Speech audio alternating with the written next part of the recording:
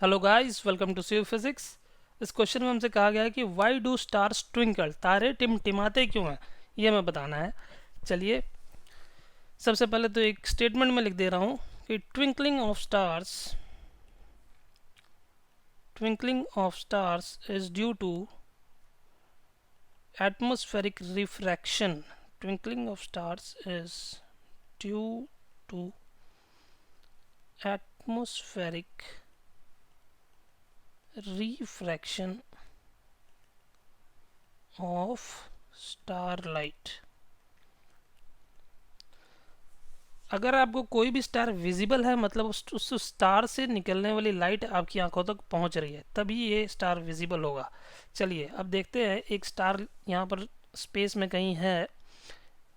ये एक स्टार है जो कि काफ़ी दूर है, यहाँ पर मैंने काफ़ी पास दिख रहा है वैसे, पर ये बहुत दूर है, बहुत ज़्यादा दूर है। किसी और गैलेक्सी में भी हो सकता है, किसी और सोलर सिस्टम में भी हो सकता है। हम अर्थ से उसे देख रहे हैं, यहाँ एक ऑब्जर्वर खड़ा है अर्थ के ऊपर और ये इस स्टार को देखता है। चलिए, अर्थ के चारों तरफ क्या है भाई? अर्थ के चारों तरफ एटमॉस्फेयर की एक लेयर है। एटमॉस्फेयर मतलब बहुत सारी गैसेस, मिक्सचर ऑफ गैसेस, जो कि स्पेस में नहीं है। स्पेस में कोई भी मीडियम नहीं है, एकदम वैक्यूम है वहाँ पर अर्थ के चारों तरफ एक एटमॉस्फेयर है। ये एटमॉस्फेयर अर्थ को कवर करके रखता है। चलिए, अब स्टार से लाइट आती है, यहाँ से मान लीजिए लाइट इस तरह से आ रही है। एक लाइट रे मैं बना रहा हूँ, ऐसी बहुत सारी लाइट रेज हो सकती हैं, पर यहाँ रिप्रेजेंटेशन पर्पज़ के लिए मैं सिर्फ एक लाइट बना रहा हूँ। अर्थ का जो एटमॉस्फेयर है उसमें ये काफ़ी सारी लेयर्स होती हैं। इन्हें मैंने यहाँ पे कलर डायग्राम से दिखाई, इसे रेनबो नहीं समझेगा कोई।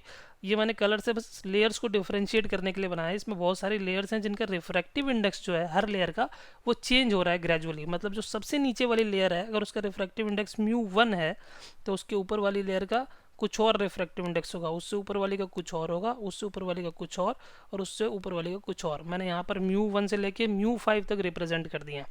चलिए, जिस लेयर का जितना ज़्यादा टेम्परेचर होगा उसका उतना ही कम रिफ्रैक्टिव इंडेक्स होगा, क्योंकि रिफ्रैक्टिव इंडेक्स क्या होता है? हॉट बॉडीज़ का कम होता है, हॉट मीडियम्स का कम होता है, और कोल्ड मीडियम्स का रिफ्रैक्टिव इंडेक्स ज़्यादा होता है। तो μ1 is greater than μ2, μ2 is greater than μ3, μ3 is greater than μ4, और μ4 इज़ ग्रेटर देन μ5। जैसे जैसे हम हाइट पे जाते जाएंगे रिफ्रैक्टिव इंडेक्स कम होता जाएगा। चलिए, अब क्या हो रहा है? हमें इस स्टारलाइट को स्टडी करना है भाई। स्टार से एक रे निकली है और ये क्या हो रहा है? वैक्यूम है, वैक्यूम में चल रही थी अब तक। अब ये अर्थ के एटमॉस्फेयर में एंटर कर रही है। जैसे ही एंटर करेगी तो मीडियम चेंज हो रहा है, मीडियम चेंज हो रहा है तो रिफ्रैक्शन होगा। तो अब क्या है भाई? रेयर मीडियम से एक डेंसर मीडियम में आई है, तो क्या करेगी?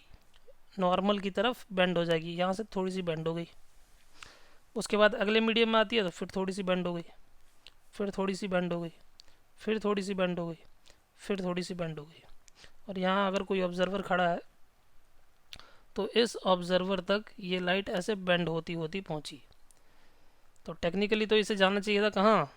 सीधा जाना चाहिए था। अगर एटमॉस्फेयर नहीं होता तो ये लाइट सीधी जाती, पर अब ये क्या है? बेंड होती होती पहुँची है। चलिए, तो अब इस ऑब्जर्वर को क्या लगेगा? ये ऑब्जर्वर तो उस रे को देखेगा भाई जो इसके पास पहुँची है, उसके हिसाब से ये जो स्टार है वो इस लाइन में कहीं होना चाहिए, यहाँ कहीं होना चाहिए।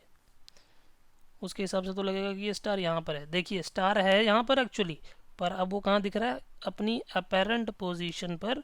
तो ये आ गई उसकी अपेरेंट पोजीशन। और ये ऐसा क्यों हुआ? ऐसा हुआ एटमॉस्फेरिक रिफ्रैक्शन की वजह से। ठीक है, तो क्या हुआ? एटमॉस्फेरिक रिफ्रैक्शन की वजह से स्टार की पोजीशन ऑब्जर्वर के लिए कुछ और है, एक अपेरेंट पोजीशन है। चलिए, अब ये जो एटमॉस्फेरिक कंडीशन है ये कोई स्टेबल तो है नहीं कि भाई इस लेयर का इतना ही फिक्स्ड वो है, क्योंकि भाई अर्थ है, अर्थ में हज़ारों तरह की तमाम चीज़ें हो रही हैं जिससे अर्थ का एटमॉस्फेयर जो है वो मूव करता रहता है। सीजन्स आते हैं, सर्दी, गर्मी, बरसात, धूप, छाँव, कई तरह की चीज़ें होती हैं, जिससे ये एटमॉस्फेयर जो है वो एक स्टेडी स्टेट में नहीं है। This is continuously changing. तो अगर ये कंटिन्यूसली चेंज हो रहा है तो ये स्टार की पोजीशन भी continuously up down up down up down होती रहेगी। कभी ये यहाँ दिखेगा, मान लीजिए रिफ्रैक्टिव इंडेक्स बदल गया तो थोड़ा सा इधर दिखेगा कभी, क्योंकि अर्थ क्या है? अर्थ का एटमॉस्फेयर जो है वो स्टेडी नहीं है। तो इसकी पोजीशन कभी यहाँ दिखेगी, कभी 1 पोजीशन पे दिखेगा, कभी 2 पे दिखेगा, कभी 3 पे दिखेगा। इस तरह से ऐसा ऐसा लगेगा कि ये फ्लिकर कर रहा है। तो इसी इफेक्ट को कहा जाता है ट्विंकलिंग ऑफ स्टार्स। तो twinkling of stars is due to atmospheric refraction of starlight. A star appears at an apparent position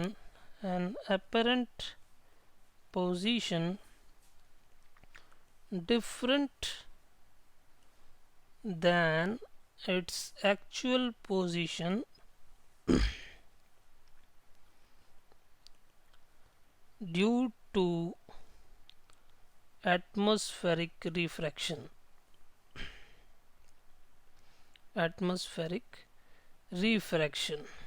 now अब क्या हो रहा है भाई, अर्थ का एटमॉस्फेयर जो है वो स्टेडी नहीं है, वो कंटिन्यूसली चेंज होता रहता है। Now the atmosphere of earth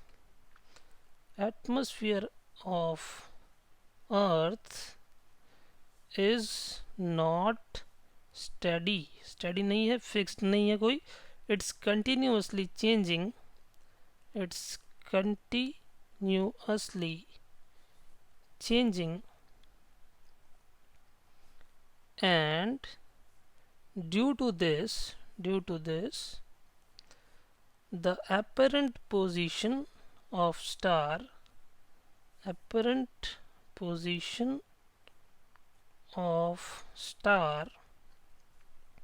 keeps flickering a little bit। बहुत ज़्यादा इससे चेंज नहीं आता है, थोड़ा सा चेंज आता है अपरेंट पोजीशन में। पहले पोजीशन 1 पे दिखता था, फिर 2 पे, फिर 3 पे, ये आगे पीछे थोड़ा थोड़ा इधर उधर ऐसा लग रहा था कि मूव कर रहा था। तो कोई चीज़ ऐसे लाइट का सोर्स थोड़ा थोड़ा ऐसा मूव करोगे ना, तो ऐसा लगेगा कि वो टिमटिमा रहा है। तो keeps flickering a little bit. This effect causes twinkling of stars।